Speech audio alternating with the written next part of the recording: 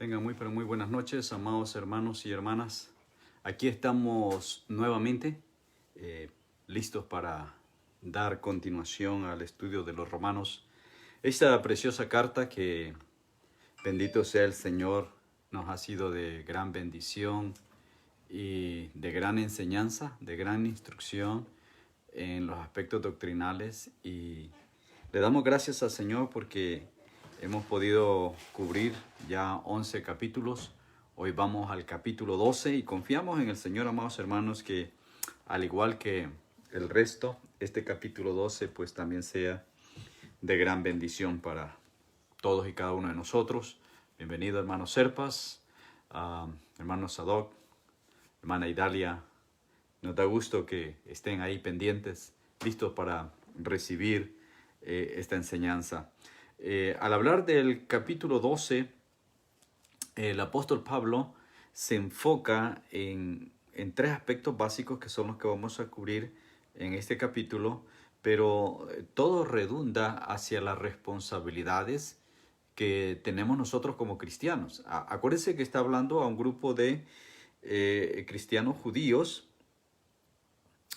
que están en Roma y si bien es cierto, todo el contexto de la carta está relacionado al pueblo judío, en este capítulo 12, Pablo se enfoca más en la iglesia y cuál es el compromiso que nosotros los cristianos tenemos, o mejor dicho, cómo debemos de conducirnos como cristianos para testimonio de las personas que están alrededor nuestro. ¿Okay? Entonces, los deberes que debemos nosotros cumplir dentro de la iglesia como parte del cuerpo de Cristo. Entonces Pablo, a través de este capítulo, nos exhorta a que pongamos por obra estos deberes como miembros de la iglesia, como miembros del cuerpo de Cristo. Entonces vamos a dividir el capítulo 12 en tres secciones. Los primeros dos versos, el llamado a vivir entregados al Señor, o sea, una entrega total. Y el siguiente segmento del 3 al 8 está enfocado en el uso o la práctica de los dones, cómo ejercitar los dones que Dios ha repartido en la iglesia. Y entonces la parte final del verso 9 hasta el 21 está enfocado en la manifestación del amor de Dios en nosotros como su pueblo, como sus hijos. Bien, entonces vamos a ir al verso 1 y 2, que es la primera sección.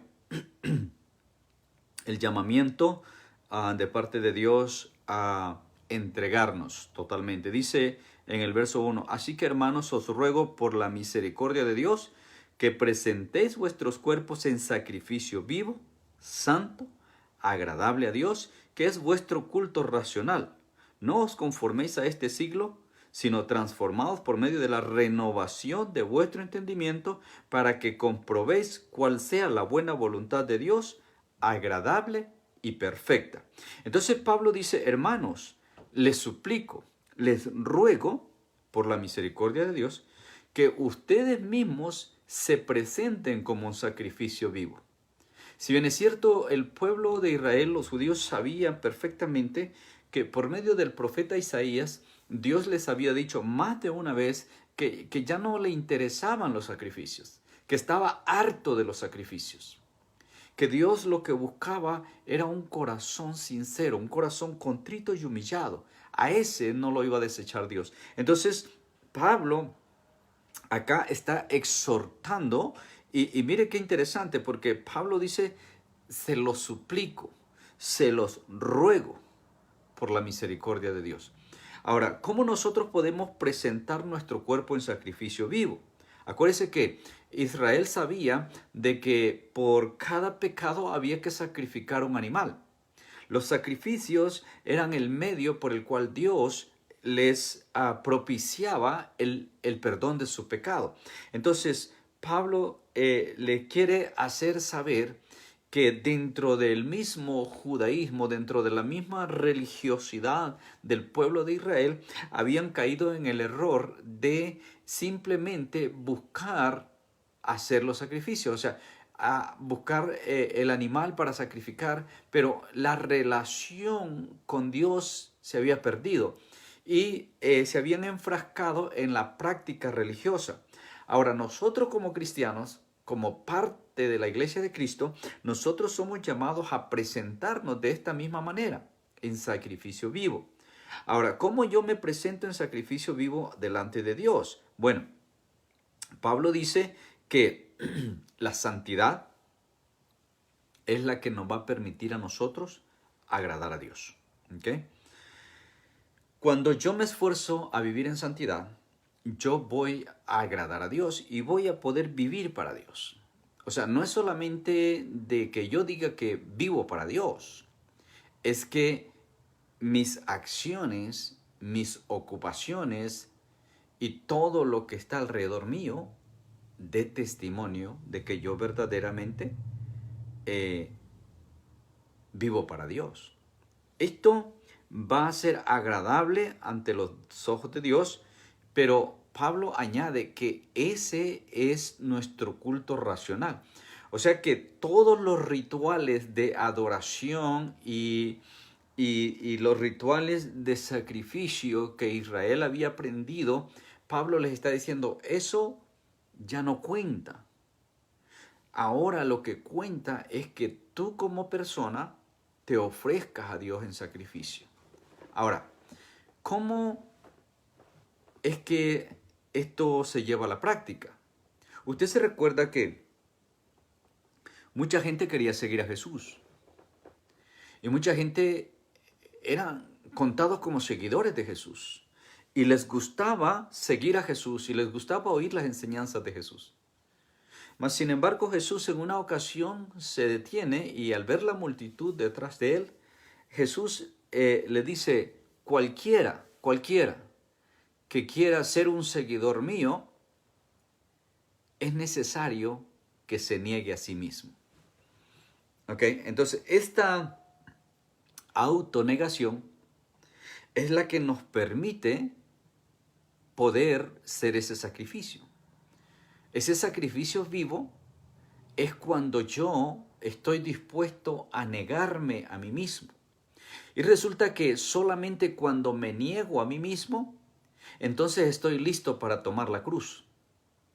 Y entonces dice Jesús, el que quiera ser un seguidor mío, niéguese a sí mismo, o sea, renuncie a sus deseos, renuncie a sus placeres, renuncie a sus intereses, renuncie a lo que tiene.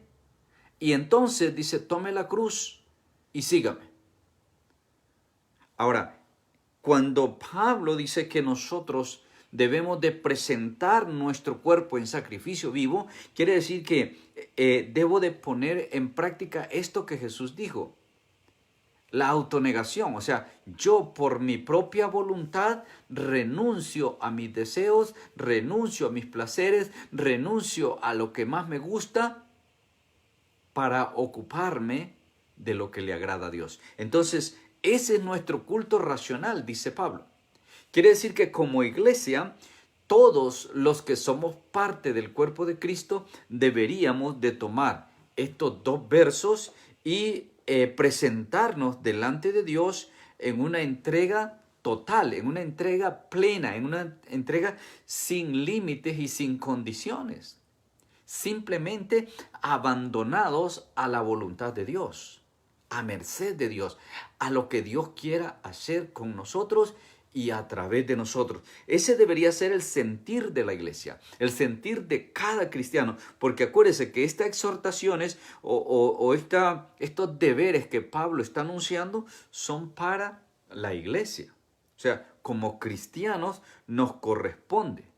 Entonces dice en el verso 2 que no debemos conformarnos a las cosas de este siglo, a lo que tenemos en el momento, sino que debemos nosotros renovarnos cada día, o mejor dicho, transformarnos cada día conforme nuestro entendimiento va siendo renovado, porque entonces vamos a nosotros comprobar cuál es la voluntad de Dios, la cual es agradable y es perfecta. Entonces, la renovación de tu mente va a tener lugar cuando tú dediques tiempo a la palabra. Cuando tú tomes tiempo no solo para leer la palabra, sino para estudiarla, para meditarla y poner tu empeño y tu esfuerzo en practicarla. Es entonces cuando tu mente va siendo renovada. Y esta renovación de tu mente es la que trae una transformación en tu ser. Y esa transformación es para gloria y honra del Señor. Porque entonces Dios se glorifica en tu vida y entonces Dios manifiesta su poder, su gracia, su amor, su misericordia, su bondad en ti. Y a través de ti, entonces Dios opera grandes cosas. Pero es necesario que yo tome tiempo para estudiar y meditar en la palabra de Dios. Pero si yo no lo hago, entonces yo estoy conforme con lo que tengo. El desafío, el llamado, la invitación, el reto, la exhortación de parte del apóstol Pablo para ti y para mí, que somos parte de la iglesia de Cristo, es que no nos conformemos en la condición que estamos. No nos conformemos con lo que hemos alcanzado. Busquemos más del Señor, busquemos más de su presencia. Llenémonos más de Él, porque entonces vamos a comprender la voluntad de Dios y la voluntad de Dios es agradable y es perfecta. Entonces yo voy a poder hallar gracia delante de Dios cuando yo estoy ocupado en acercarme a Él, en buscar su presencia, en hacer su voluntad. Entonces el Señor se glorifica, entonces el Señor se manifiesta en mí, entonces el Señor habla a mi vida, el Señor se revela a mí, el Señor me da entendimiento. Y voy a ser una persona entendida en la palabra de Dios y una persona que puedo usar bien la palabra de Dios. Porque mire, no es lo mismo conocer la palabra de Dios que vivirla. Hay gente que conoce mucha palabra, pero de nada les sirve porque no han sido transformados. ¿Y por qué no han sido transformados? Porque su mente no ha sido renovada. ¿Y por qué su mente no ha sido renovada? Porque han puesto obstáculos en su relación con Dios y se han basado en el puro conocimiento. Lamentable, porque en cuanto a la relación con Dios, no sirve de nada el puro conocimiento. Es necesario entonces que yo entienda que Dios me invita ya no a traer sacrificios a Él, sino a esforzarme en vivir dentro de su voluntad como un sacrificio vivo para gloria y honra de Él. Ese es nuestro culto racional. O sea, esa es la forma correcta, en otras palabras, de nosotros adorar al que vive y reina por los siglos de los siglos. Amén. Entonces, veamos que esta primera porción de la invitación de Pablo a los miembros de la iglesia, a los cristianos, a que nos presentemos delante del Señor en sacrificio vivo y a que no nos conformemos a este siglo, sino que en verdad nosotros busquemos ese cambio, esa transformación que se va a ir dando conforme mi mente se va renovando y mi mente se va renovando, como dijimos, conforme la palabra va entrando a mi mente y bajando a mi corazón. Bien, la segunda sección, versos 3 al 8, esto dijimos que tiene que ver con los dones espirituales.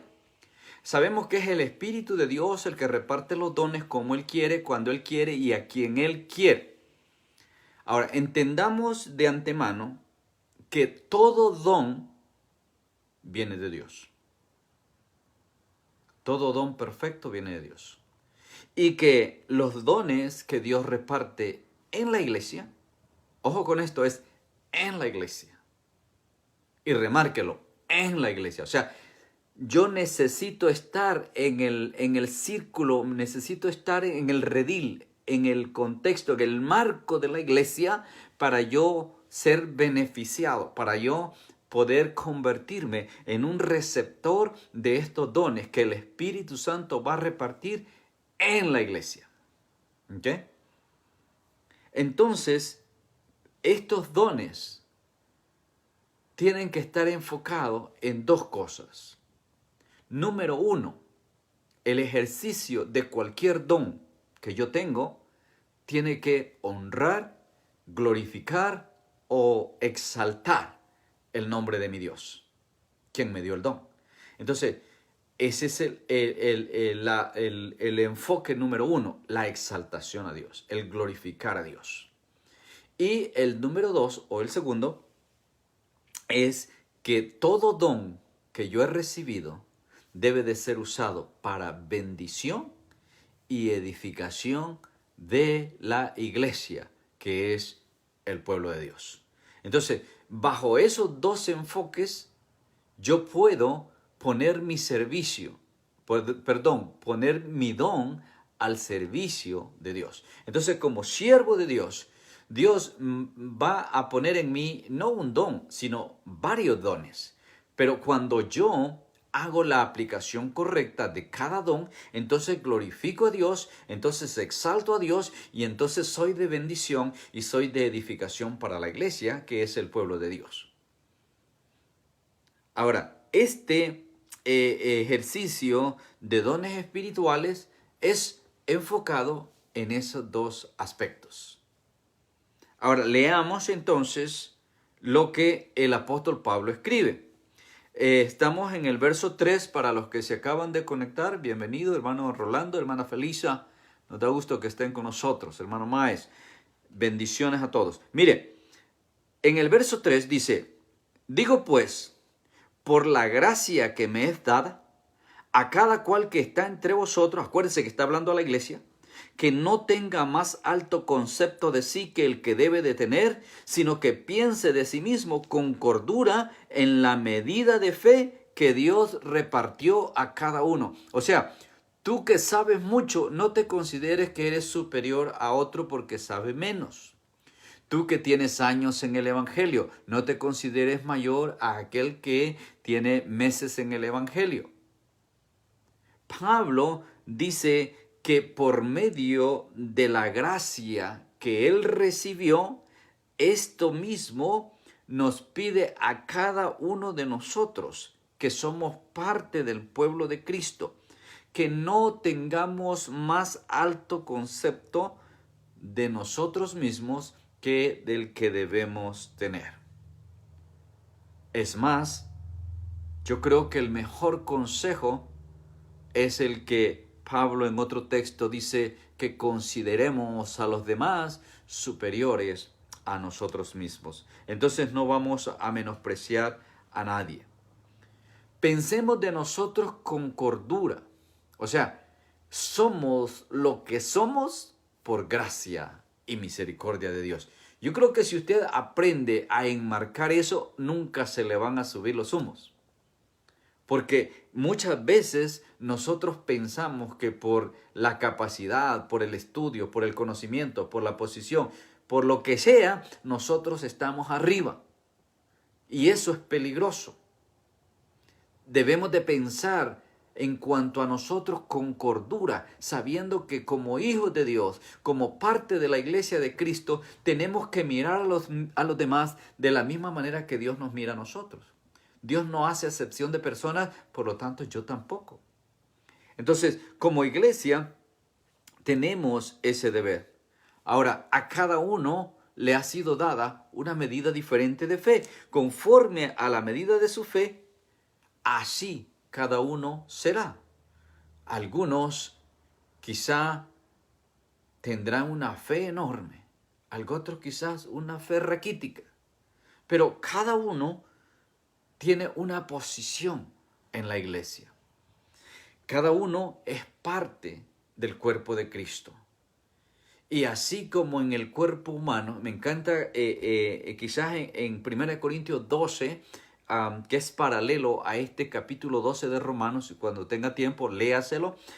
Me encanta porque Pablo ejemplifica el cuerpo humano en una forma tan tangible, palpable, que usted puede tener una imagen más clara respecto al cuerpo de Cristo o respecto a la posición y la condición suya como miembro del cuerpo de Cristo. Porque así como el cuerpo humano tiene muchos miembros, pero es un solo cuerpo, así también la iglesia tiene muchos miembros, pero es un solo cuerpo. Es el cuerpo de Cristo, por lo cual Cristo es la cabeza. Verso 4, porque de la manera que en un cuerpo tenemos muchos miembros, pero no todos los miembros tienen la misma función. De la misma manera, usted y yo, nosotros siendo muchos, somos un mismo cuerpo en Cristo y todos somos miembros los unos de los otros. Exactamente lo mismo leemos en 1 Corintios 12:12, lo que le estaba refiriendo hace un momento.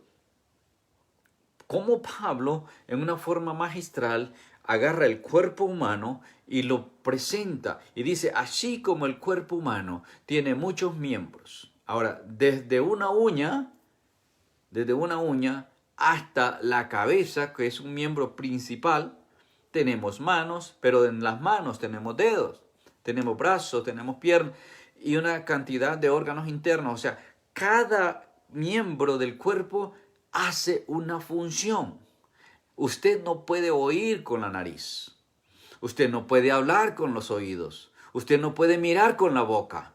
¿Por qué? Porque cada uno tiene su propia función. Ahora, esto es lo que tenemos que entender en la iglesia.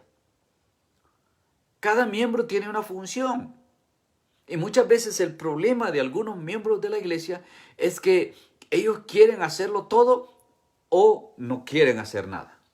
Y claro, tenemos también los miembros de la iglesia que ni hacen ni tampoco dejan hacer.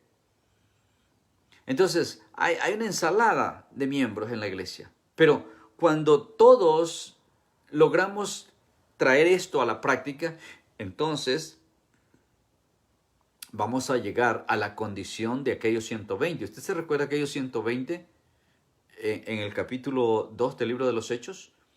Aquellos 120 que recibieron el derramamiento del Espíritu. Dice que estaban juntos, pero también estaban unánimes. Ahora, ¿qué quiere decir unánimes? En un mismo sentir. Entonces, cuando nosotros como iglesia estamos unánimes, o sea, no solamente juntos, porque nos juntamos en el templo, pero muchas veces estamos juntos en el templo, pero estamos separados completamente en espíritu, porque no estamos ni por cerca de sujetarnos a lo que Dios nos manda en su palabra. Bien, entonces, Pablo dice que de esa misma manera, en la iglesia nosotros somos muchos miembros, pero formamos un solo cuerpo, que es el cuerpo de Cristo. Pero cada miembro tiene una función en particular. ¿Okay? Entonces, aquí yo pienso que la parte principal de aprender a través de este pasaje es que tú identifiques cuál es tu función en el cuerpo. ¿Cuál es la tarea tuya? ¿Cuál es tu responsabilidad? ¿Cuál es el trabajo que se te ha encomendado a ti dentro del cuerpo de la iglesia? Usted ve que la mano derecha tiene una función similar a la de la izquierda, pero son diferentes. Ahora, usted puede tratar de caminar con las manos, pero la función de las manos no es para caminar. Para caminar usted tiene 2 pies. Entonces usted puede forzar a otros miembros a ejercer las funciones de otro. Y de repente se pueden medio hacer, pero no se van a hacer a cabalidad. ¿Por qué? Porque esa no es la función. Ahora, ¿cuántos de ustedes les ha pasado que se fracturaron una mano? Por ejemplo, si usted es derecho, o sea, es diestro, y se fracturó su mano derecha en su tiempo de escuela, es bien común, pasa mucho en los muchachos en la escuela. se fracturó el brazo derecho, entonces como no puede escribir, le tocó aprender a escribir con la izquierda. O sea, usted no escribía con la izquierda, pero le tocó aprender. ¿Okay? Y de repente tomó cierta destreza, pero no se va a comparar con su mano derecha. Los que son izquierdos, estos, por más que traten con la mano derecha, nunca van a alcanzar la destreza que tienen con la izquierda. Entonces, cada miembro tiene su función en particular. Ahora, lo que quisiera que entendamos es que en la iglesia usted tiene una función. Y enfatizo en esto porque hay mucha gente en la iglesia que ni siquiera se ha dado cuenta cuál es su función en el cuerpo de Cristo. Y si tú no sabes cuál es tu función, ¿cómo la vas a ejercer? ¿Cómo vas a realizar tu tarea si tú no sabes de qué se trata? Ahora, por eso es importante lo que leíamos en el verso 2, que tu mente debe ser renovada a través de la palabra para que entonces vaya dando lugar a esa transformación que va a marcar la diferencia en tu vida. ¿Okay? Entonces, vemos en el verso 5, así nosotros siendo muchos, somos un cuerpo en Cristo y todos somos miembros los unos de los otros. De manera que, teniendo diferentes dones, ¿okay? Ojo con esto, teniendo diferentes dones, según la gracia que nos es dada, si el don de profecía, úsese conforme a la medida de la fe. ¿Okay? Es bien importante esto, porque Dios reparte los dones en la iglesia conforme a la necesidad que hay en la iglesia. Pero acuérdense que al principio yo dije que el enfoque de los dones espirituales, sea cual sea el don, sea cual sea el don, en primer lugar tiene que glorificar a Dios, honrar, bendecir y exaltar su nombre. Y en segundo lugar tiene que ser de bendición y de edificación para la iglesia, que es el pueblo de Dios. Entonces, si tienes el don de profecía, por favor, mira cómo lo usas. Claro, el texto dice conforme a la medida de tu fe. Ahora, el problema hoy día es que hay una bola de profetas por ahí que se han autonombrado profetas. Otros quizás los han nombrado, no sé. Pero lo que sí sé es que hay una banda de profetas por ahí haciendo y deshaciendo y diciendo. Y esto es peligroso. Porque Dios dice que cuando un profeta da palabra y esa palabra no se cumple, entonces el tal profeta es un mentiroso, es falso. Y esto es lo que tenemos que aprender a ver, iglesia. Porque no solamente porque alguien dice que es profeta, le vamos a decir amén a lo que diga. Por favor, abra los ojos. Dese cuenta que estamos viviendo tiempos peligrosísimos. Y la maldad no solamente está fuera de la iglesia, también se ha metido, se ha infiltrado en la iglesia. Y en la iglesia tenemos muchos lobos disfrazados de ovejas. Hay muchos con el título de pastor y que de pastor no tienen absolutamente nada. Entonces, yo tengo que ser cuidadoso en cuanto a quién tiene los dones. Ahora, y para que usted no se pierda, le voy a dar un consejo. Para que usted no falle en esto, enfóquese en su iglesia local. No ande viendo en las otras iglesias. Por favor, no cometa el error de que en aquella iglesia sí, en esta iglesia no. Usted tiene su iglesia, usted tiene su pastor. Allí enfóquese, abrace la enseñanza. Y si usted ve, siente o se da cuenta bíblicamente que su pastor o su iglesia le está dando falsa doctrina, le está dando falsa enseñanza, entonces váyase de esa iglesia y busque una iglesia de sana doctrina y punto. Pero no ande buscando. Mire que hoy usted abre cualquier canal de los medios sociales, ya sea Facebook, ya sea YouTube. Cualquiera de esos canales que hablan de predicaciones, de pastores, de apóstoles, de profetas, de evangelistas y toda esa vaina, yo le aseguro que de 100 que usted encuentra, 5 van a ser sanos. Ahora, Dios repite una y otra vez por medio del profeta Oseas diciendo, mi pueblo se pierde por falta de conocimiento. Ahora, ¿dónde está el conocimiento? En la palabra de Dios, mi hermano. Está en la palabra de Dios, en la Biblia. No hay pierde. La gente se pierde porque está poniendo atención a las palabras de los grandes oradores. Están prestando atención a los cuentos de viejas, como dice Pablo, a las fábulas. Y se están dejando llevar por vientos de doctrina que no conducen a nada. Pero la verdadera doctrina, la sana doctrina, es la doctrina bíblica. Es la doctrina que Dios nos ha dado en su palabra. Y mire que el apóstol Pablo resalta en todo lo que tenga que ver con la doctrina bíblica. ¿Tienes el don de profecía? Bueno, presta atención, porque no es solamente decir soy profeta, no es solamente decir el Señor dice, porque eso cualquiera lo puede decir, pero ¿qué tal si el Señor no ha dicho y tú me estás diciendo que el Señor dice?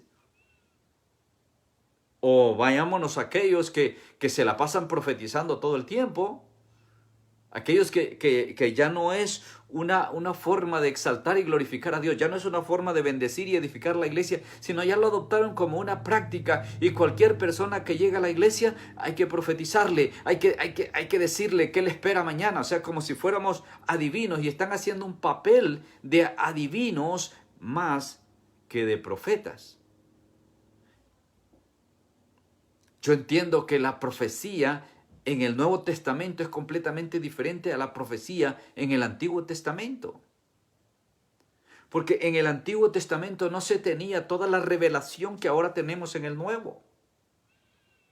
De manera, hermano y hermana que me estás escuchando en este momento, cada vez que tú hablas de la palabra de Dios que tú has entendido por medio de la Biblia y la compartes con otro, créeme, hermano, que estás ejerciendo una función profética.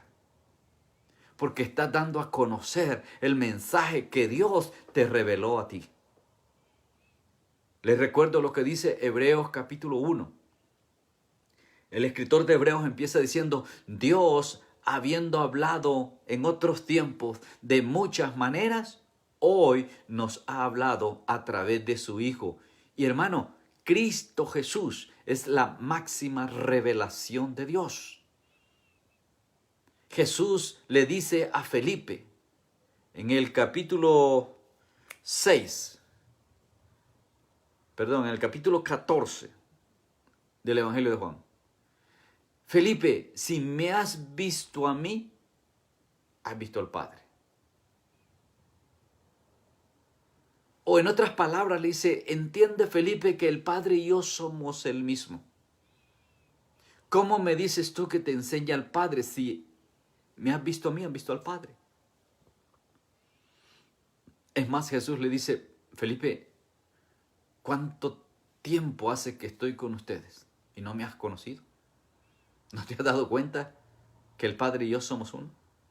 Pero lo que sí quiero, hermanos, y quizás me estoy deteniendo mucho en este don de la profecía, porque es uno de los dones que se le está dando terriblemente mal uso en los últimos tiempos. Cualquiera es profeta hoy día. Cualquiera. Y hay profetas y hay profetisas. Lamentablemente. Que de profetas no tienen nada más que el nombre. Es más, hasta hay escuelas de profetas por ahí. Usted puede irse a meter a una escuela de profetas y le enseñan a ser profeta y después de 2 años o quizás 1 año, no sé cuánto tiempo dure de estudio, usted se gradúa como profeta. Por favor. Las cosas no son así.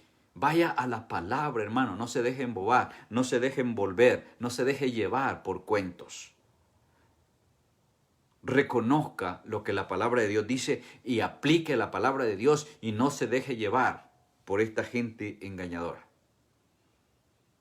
De manera que no importa el don que usted tenga, usted sabe cómo se va a usar y para qué se va a usar. Entonces dice Pablo que si usted tiene el don de profecía, úselo conforme a la medida de su fe. Si usted tiene el don de servicio, úselo en servir. El que enseña, en la enseñanza. El que exhorta, en la exhortación. Y el que reparte con liberalidad. El que preside, que lo haga con solicitud. Y el que hace misericordia, que lo haga con alegría. Hace un momento les cité 1 Corintios 12, lo vuelvo a citar. Para extender más el asunto de los dones, váyase al capítulo 12 de 1 Corintios. Léaselo bien, estúdielo bien, ore al Señor para que le dé entendimiento y usted sabrá cómo utiliza el don o los dones que Dios le ha dado a usted. Yo le aseguro que usted tiene más de un don. ¿Sabía usted que la salvación misma es un don? Y es el don que todos los cristianos tenemos.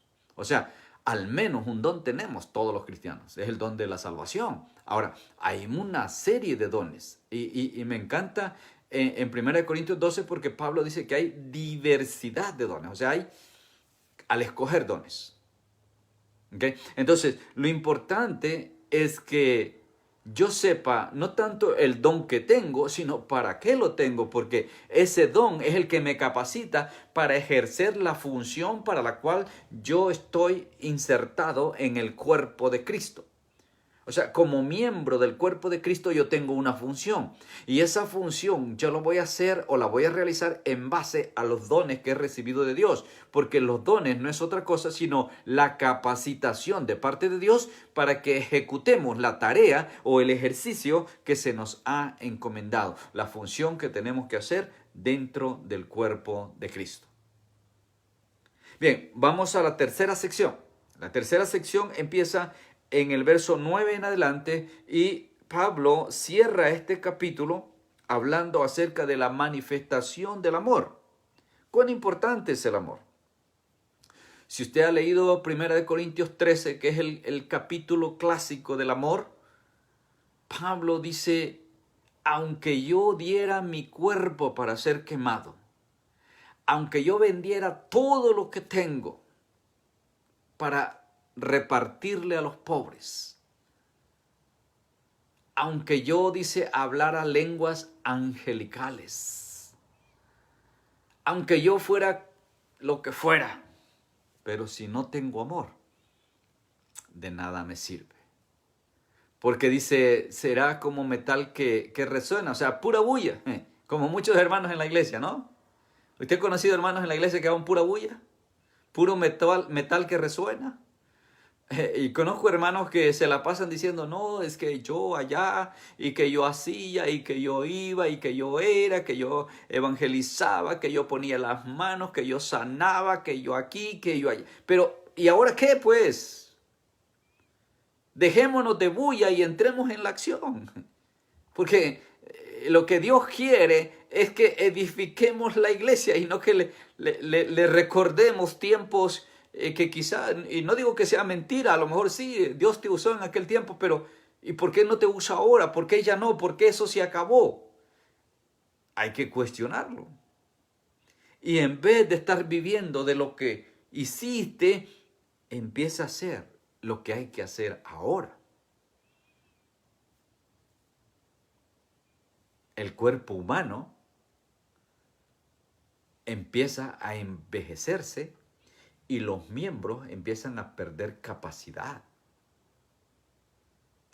Pero la iglesia no es un cuerpo físico, la iglesia es un cuerpo espiritual. Y entonces Dios se encarga de vivificarnos cada día por medio de su Santo Espíritu. Para eso nos fue dado el Espíritu de Dios. Para vivificarnos, para fortalecernos. ¿O no dice esto el profeta Isaías? Dice que los que esperamos en Jehová tendremos nuevas fuerzas cada día. Alzaremos alas como el águila. Correremos sin cansarnos. Caminaremos sin fatigarnos. Pero es necesario, hermanos, que nosotros demos lugar al amor de Dios. Leemos en el verso 9, el amor sea sin fingimiento. Aborrece lo malo y sigue lo bueno. El amor sin fingimiento nos lleva a amar de la manera que Dios nos ama. ¿Cuántas veces usted ha escuchado personas decir que aman a otra? O vamos a verlo en el marido que a cada rato agarra golpes a la mujer. ¿Cuántas veces le dice que la ama? Muchas veces le ha dicho que la ama. Mas sin embargo, también muchas veces la ha agarrado a trancazos. Gente que en un ataque de ira es capaz de matar a alguien que ama. Supuestamente que ama. Pero entonces, ¿qué es lo que sucede? Es que no hay amor. Porque el verdadero amor funciona diferente. Y lo vemos en la descripción que da Pablo en el capítulo 13 de Primera de Corintios. El verdadero amor todo lo sufre, todo lo soporta, no tiene envidia, no se jacta, no se goza de la injusticia, no se irrita, no busca lo suyo, no guarda rencor. Entonces, esas características son las que definen el verdadero amor. Entonces dice Pablo que entre nosotros los cristianos, acuérdense que está llamando a los deberes cristianos, a los deberes de la iglesia, a las responsabilidades que nosotros tenemos. Debemos amar sin fingimiento, no de labios, sino de corazón. ¿Se acuerda cuántas veces Dios le habló al pueblo por medio de los profetas, diciéndole que lo amaban o lo adoraban o lo alababan de labios solamente? Porque sus corazones estaban lejos de Él. Bueno, lamentablemente en la iglesia pasa muy a menudo. Gente que se odia, gente que se rechaza, gente que no puede estar. Usted sabrá que hay hermanos, por ejemplo, en una iglesia mediana o grande, que no se sienta en cierto lado o en ciertas filas porque ahí se sienta X persona. O no va a ciertas reuniones porque ahí está cierta persona. Entonces, lamentablemente son contiendas de las cuales Pablo nos advierte que debemos despojarnos de ellas. El amor, para que sea verdadero, tiene que ser no fingido. Tiene que ser real y tiene que estar basado en el amor de Dios. Amados los unos a los otros con amor fraternal y en cuanto a honra, prefiriéndolos los unos a los otros. En lo que requiere diligencia, no perezosos, fervientes en espíritu, sirviendo al Señor. Gozosos en la esperanza, sufridos en la tribulación y constantes en la oración. Ahora, quiere decir, amados hermanos, que nuestra vida como cristianos no todo va a ser color de rosa. Quiere decir que van a haber momentos en nuestra vida de cristianos que vamos a tener que padecer, vamos a tener que sufrir. Pero Pablo dice, cuando eso suceda, gócense. ¿Ok? Cuando tengas que sufrir, cuando tengas que pasar por prueba, por tribulación, gózate en el Señor. Así como aquellos dos, después que los azotaron, ¿se recuerda? Salieron de recibir los azotes y salieron cantando, contentos, llenos de gozo, porque los habían apaleado por predicar la palabra. Por eso venían llenos de gozo. Y la base de nuestro gozo tiene que ser Cristo. La base de nuestro gozo tiene que ser la promesa. La esperanza venidera, el día glorioso que el Señor ha prometido para nosotros. Eso es lo que debe de llenarnos de gozo, porque lo que tengamos que pasar en esta vida es pasajero, es temporal, no va a durar mucho tiempo. Y como dice Pablo, estas aflicciones o estos problemas o estas tribulaciones no se comparan a la gloria venidera. Porque viene el día glorioso cuando el Señor nos llame a su presencia y entonces estaremos con Él por la eternidad. Por eso es que debemos gozarnos en todo momento. Debemos de aprender a vivir con gozo. Aprenda a vivir con gozo. Aprenda a gozarse aún en los momentos más difíciles. Mire, hay momentos que las cosas salen completamente mal porque nuestra mente está distorsionada, nuestra mente está aturdida, nuestra mente está saturada y entonces no nos da para pensar y hacemos las cosas mal y todo nos sale al revés. Gócese, en vez de ponerse a llorar, en vez de ponerse a gritar, en vez de lamentarse, en vez de quejarse con Dios, gócese. Es hermoso cuando nos ponemos a reír porque las cosas salieron mal. Pero no, hay personas que no han aprendido a gozarse y entonces ¿qué es lo que sucede? Que cuando las cosas salen mal se terminan frustrando aún más y terminan incluso con paros cardíacos o con derrame cerebral y van para el hospital. Pero aprendamos a gozarnos, hermano. Aprendamos que el camino que estamos transitando o nuestro peregrinaje, como dice el apóstol Pedro, por la tierra, es corto, no va a durar mucho tiempo y vamos a tener momentos difíciles, pero el Señor va a estar ahí y eso debe de alentarnos. Compartiendo para las necesidades de los santos, practicando la hospitalidad. Ahora, ¿quiénes son los santos? Los demás hermanos. Usted y yo somos llamados o tenemos la responsabilidad, el deber de velar por el bienestar del resto de los hermanos. Entonces dice Pablo en el verso 13 que debemos de compartir con las necesidades de los santos y debemos practicar la hospitalidad. Y yo sé que en estos tiempos es difícil meter a alguien en la casa. Porque hay tanta maldad. Y hay tantas experiencias que estamos viendo de gente que se recibe en las casas y terminan haciendo daño a la familia. Pero en cuanto al pueblo de Dios, dice Pablo, debemos de seguir siendo hospitalarios. Debemos de seguir brindando hospitalidad a los hijos de Dios. ¿Algunos nos van a pagar mal? Sí, hermano. Algunos nos van a pagar mal. No solamente que no nos van a dar la gracia, nos van a pagar mal. Pero usted no se preocupe porque Dios se va a encargar de hacer justicia. Y Dios es el que le va a pedir cuentas a cada uno de ellos. Bendice a los que te persiguen. Oiga, verso 14. Bendice a los que te persiguen y en vez de maldecir, pronuncia bendición. Ahora, usted sabe que muchos de nosotros hemos adoptado el saludo de decir Dios te bendiga, Dios te bendiga, Dios te bendiga, lo cual es bueno. Es bueno porque vamos a dar lugar a que la bendición de Dios sea derramada sobre buenos y malos, sobre justos e injustos, porque así me dice la palabra que Dios hace. Dios hace salir el sol sobre los buenos y los malos, sobre los justos y los injustos. Dios bendice por igual. Ahora, si Dios lo hace, entonces yo también debo hacerlo. Pero cuando alguien me desea el mal,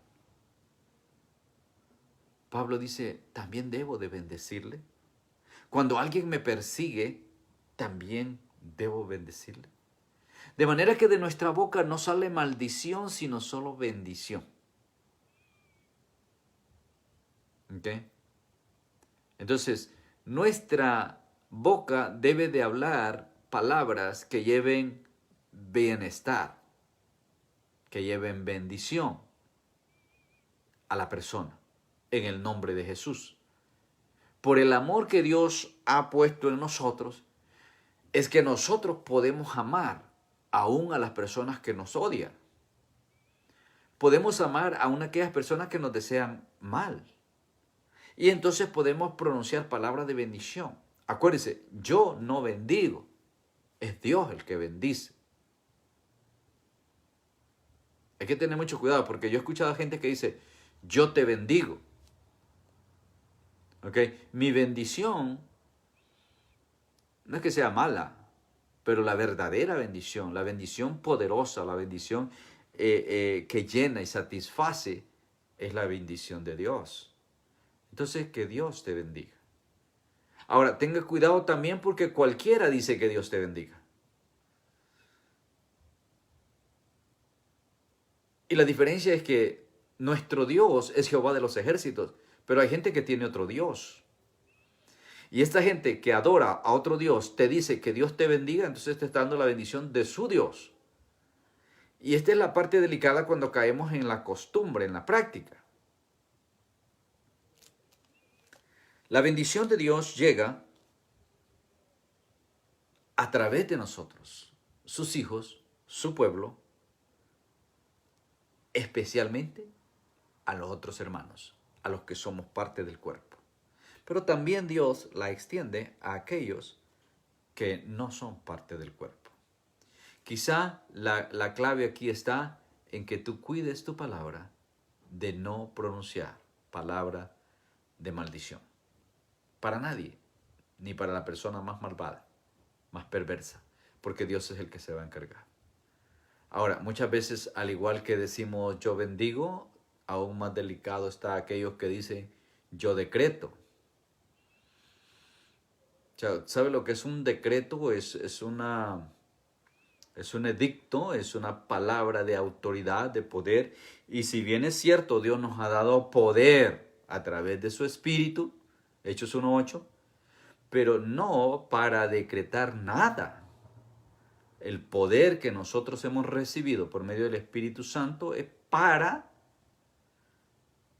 anunciar su evangelio, para dar testimonio, para testificar de Él, de sus maravillas, para anunciar. Ahora, sabemos que tenemos poder sobre las huestes de maldad, tenemos poder sobre los demonios, tenemos poder sobre el mismo Satanás, pero esto lo hace Cristo, no lo hago yo. Y esa es la parte que yo tengo que entender, hermano. Por eso es que cualquier cosa, en vez de decir yo lo hago o yo lo digo, no nos olvidemos que si yo lo hago, tiene que ser en el nombre de Cristo. Y si yo lo digo, tiene que ser en el nombre de Cristo. ¿Por qué? Porque es a través del nombre de Cristo que ese poder se manifiesta. Porque el poder está en Cristo, el poder no está en mí. El poder está en esa sangre que Cristo derramó por nosotros. Versículo 15. Gozaos con los que se gozan y llorad con los que lloran. Unánimes entre vosotros, no altivos, sino asociados con los humildes. No seáis sabios en vuestra propia opinión, ni paguéis a nadie mal por mal. Procurad lo bueno delante de todos los hombres. Y si es posible, en cuanto dependa de ustedes, estén en paz con todas las personas. Mire qué interesante. Es maravilloso. Yo hablaba en el devocional de hoy. Bienaventurados los pacificadores. Ahora, mire lo que Pablo dice acá. Dentro de lo que sea posible para ti. Ojo, esto no es para los demás, es para ti. En lo que sea posible, en lo que de ti dependa, está en paz con todas las personas que están alrededor tuyo. Libre de conflictos, libre de contiendas. Pero qué triste y qué vergonzoso es cuando, como pastor, nos toca llamar a dos hermanos porque están en pleito. Llamar a dos hermanas porque se agarraron de las greñas. Llamar a dos jovencitos porque los agarraron peleando en el gimnasio, los agarraron peleando en el pasillo de la iglesia, en el salón, donde sea. Hermano, estas cosas son las que tienen que desaparecer de nosotros. Y a esto nos llama Pablo, para que nosotros nos presentemos delante de Dios como un sacrificio vivo, porque ese es nuestro culto racional. Entonces, en cuanto sea posible, en cuanto dependa de ti, mantente en paz con todas las personas que están alrededor tuyo, hermanos y también no hermanos. Verso 19. No os venguéis vosotros mismos, amados míos, sino dejad lugar a la ira de Dios, porque escrito está, mía es la venganza y yo pagaré, dice el Señor. Se lo puedo decir por experiencia, hermanos. Cuando las personas te desean mal, cuando las personas te hacen mal, no busques la venganza. Es más, aprende a perdonar antes de que te ofendan. De manera que cuando recibas la ofensa, tú ya has perdonado. Y vieras qué bonito es, vieras qué lindo es. Yo sé que de repente hay mucha gente que piensa que es que somos mensos o sonsos, ¿no? Pero no es lo mismo ser manso que ser menso. Y sabemos que la mansedumbre es fruto del Espíritu. Entonces, lo importante es que tú tengas bien claro en qué posición estás. No busques la venganza, deja la venganza para Dios. Así está escrito, mía es la venganza, dice el Señor. Y si el Señor dice que la venganza es de Él, entonces déjasela a Él. No busque venganza. Es más, el Señor nos manda a nosotros a perdonar en una forma incondicional. ¿Y usted se recuerda la oración modelo del Padre Nuestro? La parte donde dice, perdona nuestras faltas o nuestras ofensas de la manera que nosotros perdonamos a los que nos ofenden.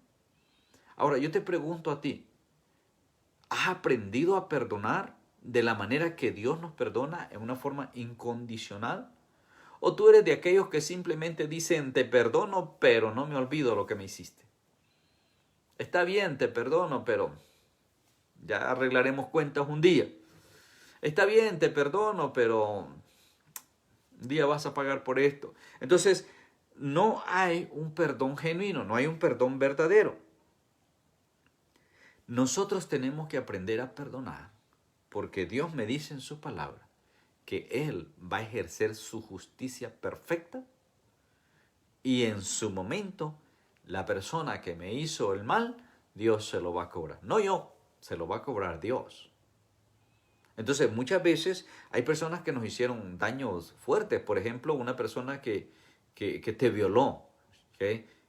¿Perdonarías a una persona que te violó, que tú siendo una jovencita abusó de ti y te echó a perder?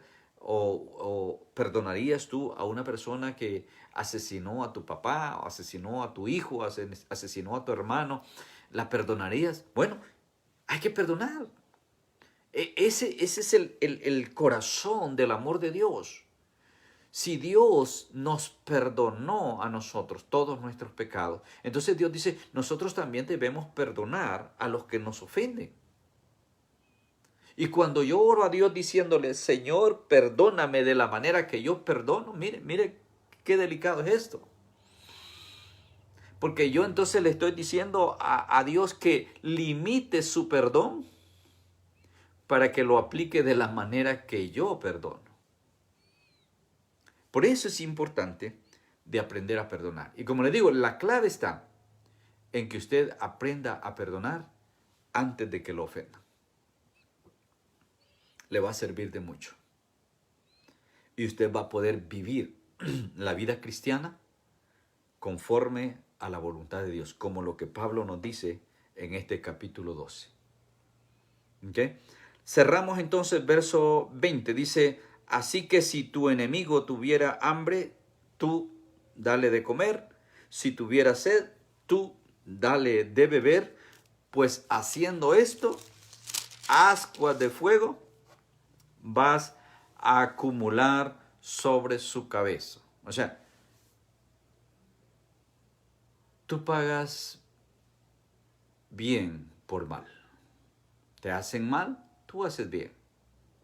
Te pagan mal, tú pagas bien. Te ofenden, tú bendices. Te maltratan, tú das gracias.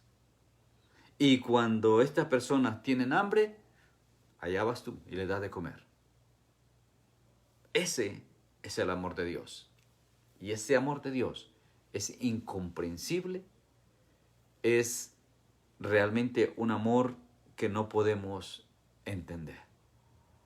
Pero una de las cosas que sí yo veo en el amor de Dios es que es incondicional. Y eso lo podemos aprender. No sean vencidos de lo malo, sino venzan con el bien el mal. Ahora, todo esto del versículo 9 hasta el 21, ¿cómo es que tú manifiestas o pones en práctica el amor de Dios? Está encerrado en todos estos versos para que tú y yo, que somos parte del cuerpo de Cristo, que somos parte de la iglesia, del pueblo de Dios, entonces lo practiquemos. O sea, no es solamente para tener conocimiento, es para que tú analices y te des cuenta cuántas de estas cosas tú estás haciendo y cuántas no estás haciendo. Las que ya estás haciendo, dale gloria al Señor porque estás dando testimonio que eres hijo de Dios a través de esas cosas. Pero todas aquellas que te faltan, empieza a hacerlas porque es tu deber como cristiano, es tu responsabilidad como parte del pueblo de Cristo, es tu tarea dar testimonio de que verdaderamente eres un hijo de Dios y que el amor de Dios mora en ti. Y entonces se va a cumplir toda la palabra que hemos hablado hoy, donde verdaderamente tú te presentarás delante de Dios como un sacrificio vivo, que ya no vives para ti, ahora vives para el Señor. Y como dice Pablo, si vivimos, vivimos para Cristo, y si morimos, morimos para Cristo. Por lo tanto, sea que vivamos o que muramos, somos del Señor. Que el Señor, Dios Todopoderoso, amados hermanos, haga que esta palabra quede atesorada en sus corazones y que cada uno de ustedes responsablemente la lleve a la práctica. Es el deseo de mi corazón que usted se presente delante de Dios como sacrificio vivo. Que usted no se conforme con lo que ha hecho o lo que está haciendo. Que cada día usted dé lugar a la renovación de su mente para que experimente la transformación que Dios da a aquellos que le servimos, le seguimos y le amamos. Y entonces usted va a poder vivir ese gran amor, el amor de Dios. Que el Señor los siga bendiciendo. Un abrazo a la distancia, se les quiere mucho. Gracias a todos por estar pendientes. El próximo jueves, no les garantizo, estoy viajando a la Misión de México. Si se me hace posible transmitir desde allá, lo haré. Si no, en cuanto regrese, continuaremos. Pero les prometo buscar el medio para que no haya interrupción en el estudio de Romanos. Ya solamente nos quedan 4 capítulos. Estamos en 12, 13, 14, 15, 16. 4 capítulos nos vienen quedando. Así que no me gustaría hacer la pausa, pero si tenemos que, ni modo.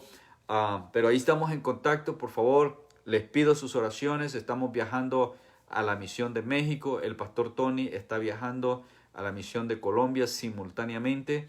Estamos viajando a diferentes lados. Este fin de semana estaremos en North Carolina. Estamos iniciando una obra ahí para gloria del Señor. Así que por favor les encargo sus oraciones. Y si usted es miembro de la iglesia, mañana tenemos tremendo culto de oración y adoración. No se quede en casa y le esperamos como siempre el domingo a las 11 de la mañana. Bendiciones a todos y que la gracia del Señor siga abundando en sus vidas y en las de su casa. En el nombre de Jesús. Amén y amén.